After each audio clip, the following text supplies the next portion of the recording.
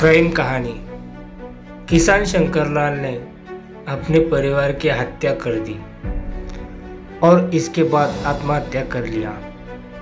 बताया जा रहा है कि घर वालों को मारने के लिए 1-2 महीने से प्लानिंग कर रहा था।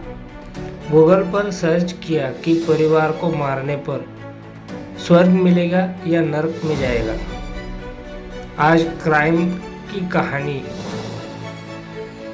क्राइम स्टोरी इन हिंदी में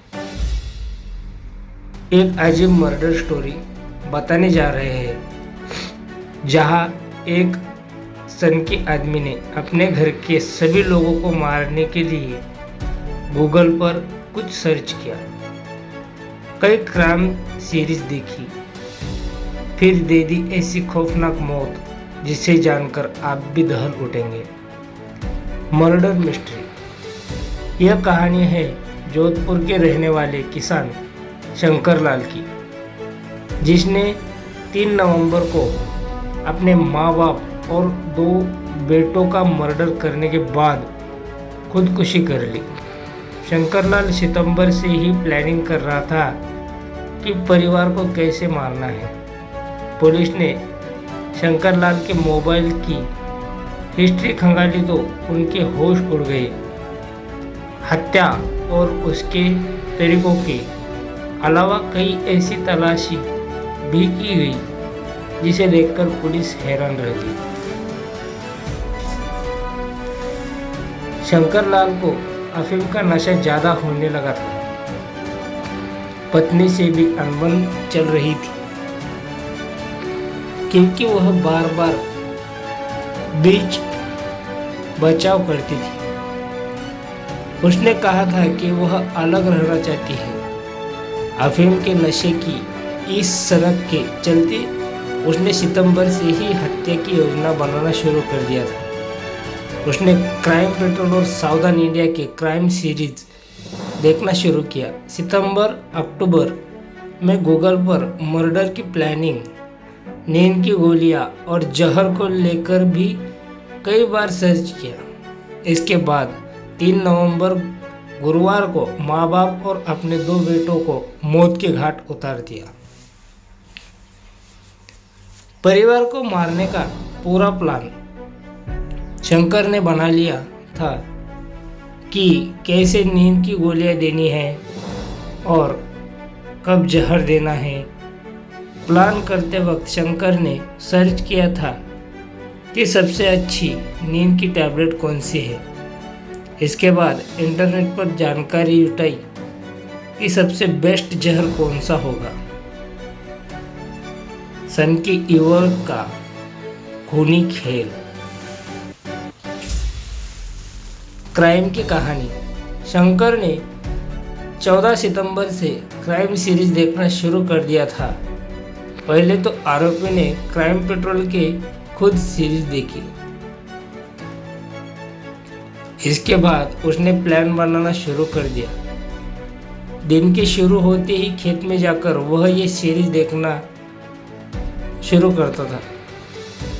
फिर मर्डर करने की आइडिया इन सीरीज से लेता। उसके बाद वह अपना प्लान बढ़ाता रहता।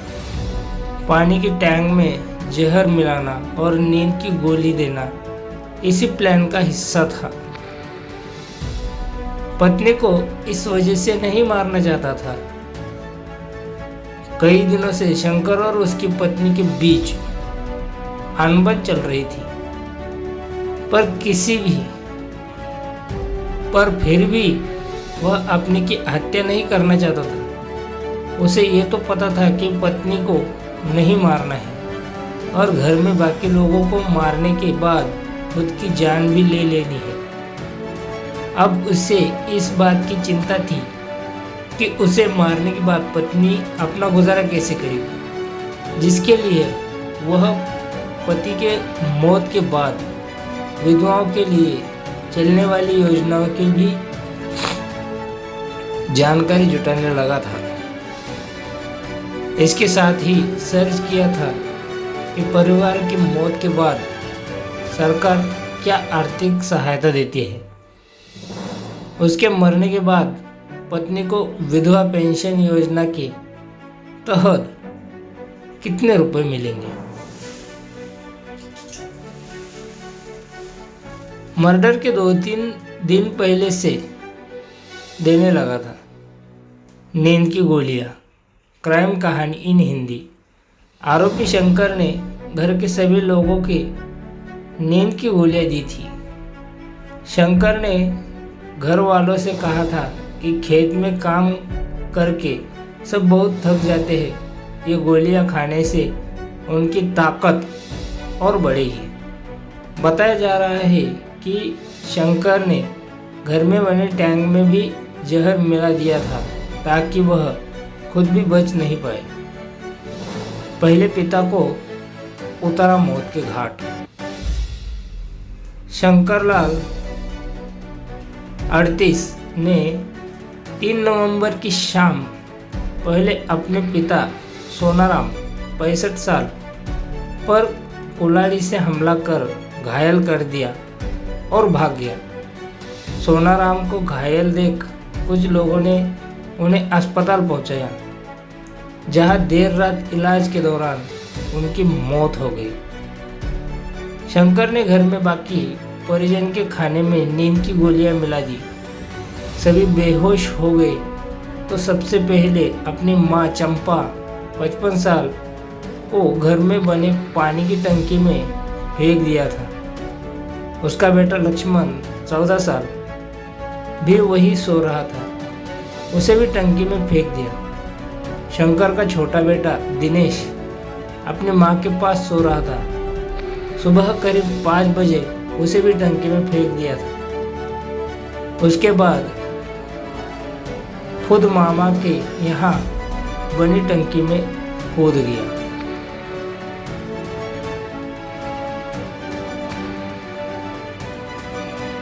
दोस्तों, आपको हमारी ये कहानी कैसी लगी हमें कमेंट करके ज़रूर बताइएगा। अगर वीडियो पसंद आया हो तो वीडियो को लाइक कर दीजिएगा और आगे भी ऐसी ही वीडियो देखने के लिए हमारे चैनल को ज़रूर से सब्सक्राइब कर लीजिएगा। तो मिलते हैं अगली ऐसी कहानी के साथ। तब तक के लिए जय हिंद, जय इंडिया, वंदे मातरम, बाय।